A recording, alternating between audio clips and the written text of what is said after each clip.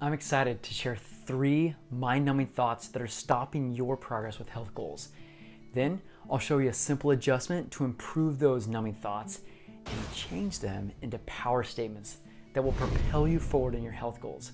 Did you know that the way you think affects how you feel? How you feel affects how you act. Something like, I'm trying to eat healthy, or I should be exercising more, or if I don't exercise, I'll never be fit. I'm Michael Henderson, a board-certified family medicine physician. It is my honor to help my patients improve the way they think so they can get closer to their health goals. I'm excited to share that secret with you today. Quick side note to those working through mental health conditions. I'm approaching this subject with a lighthearted and fun educational angle. If you are at risk for easy triggers to anxiety, depression, or any other mental health condition, it is probably best to talk with a licensed therapist to help you one-on-one and keep you as safe as possible. Okay, so let's begin. Here are those 3 statements we just talked about, and I'll break down each. I'm trying to eat healthy. I should be exercising more. If I don't exercise, I'll never be fit. Each of these statements contain a cognitive distortion. What?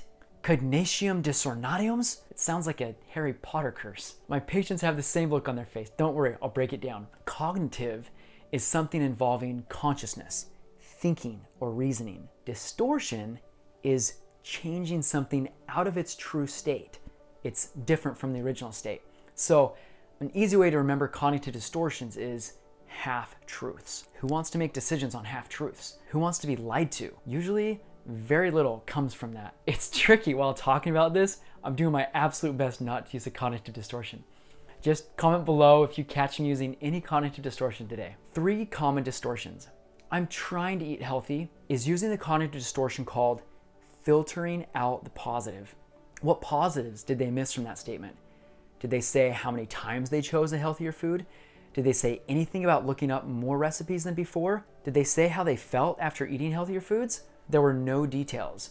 Filtering out the positives gives a view that less good came from an event or situation.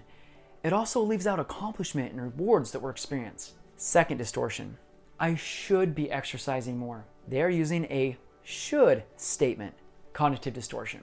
Should statements suggest that there are rules how you or someone else should behave. Sometimes should statements are accurate. You should have waited before turning, then you wouldn't have hit the oncoming car. That's not considered a cognitive distortion. It's when a should statement doesn't reflect your true value that it's a cognitive distortion, such as when a mother really values personal time with her child and is late to an exercise class.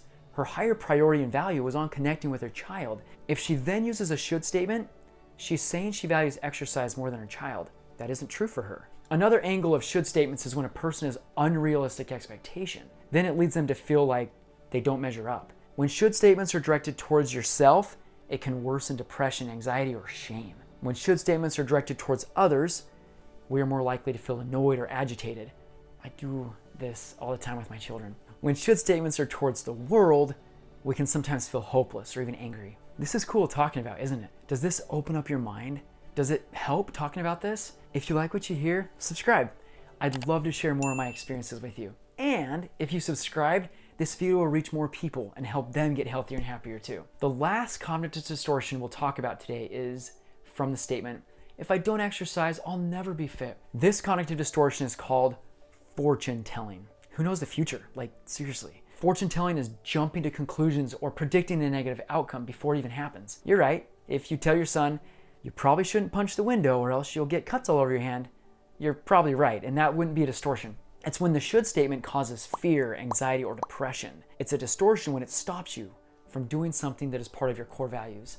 Should statements can leave you feeling unfulfilled, ashamed, or depressed. That's when it's a distortion. Sadly, many of us use distortions frequently, and sadly, we are sometimes teaching them to our children without even knowing it.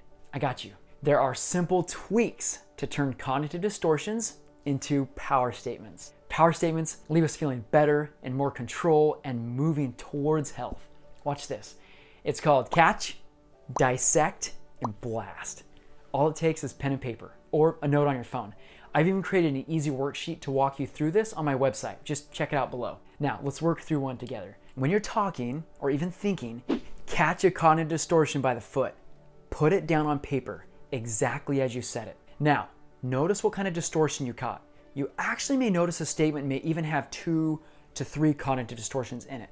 After you can see the distorted and half-true thought, it's dissection time. I'm grateful that I'm a medical doctor.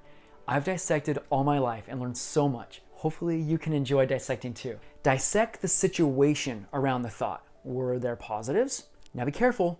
Don't overemphasize the positives. It's tricky to not swing hard the other direction when you're doing this. Keep your dissection of the situation as true as possible. I find longer sentences are helpful to help you stick to the truth. Let's take the walking example. I should be exercising more.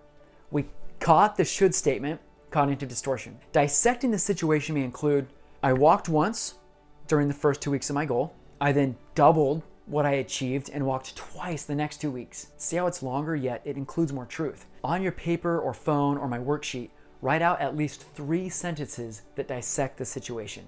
You may even notice as you do so, you will start to notice improvement in how you feel already. Lastly, it's time to blast. Blast the cognitive distortion out of your mind and heart by creating your most true and accurate power statement as possible. In the exercising example, I might say, I wasn't walking for exercise 2 months ago. Then, last month, I walked 6 times.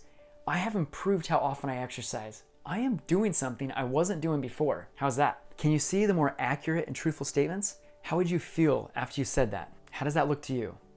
Yeah, this practice can help a lot. I notice in my clinic when I'm super excited for a patient, sometimes they don't believe me. Yet, when they come up with their own power statement, they can realize they are speaking truth to themselves and it came from within them. Then they can dig into that true statement and they usually feel better about themselves. We aren't usually taught how to think in school or by our parents. Yet, you can see now that when we catch cognitive distortions by the foot, dissect the situation, and create a truthful power statement, it moves us, energizes us, and encourages us to keep it up. Enjoy catching, dissecting, and blasting cognitive distortions. I'm confident your new power statements will help you with your health goals.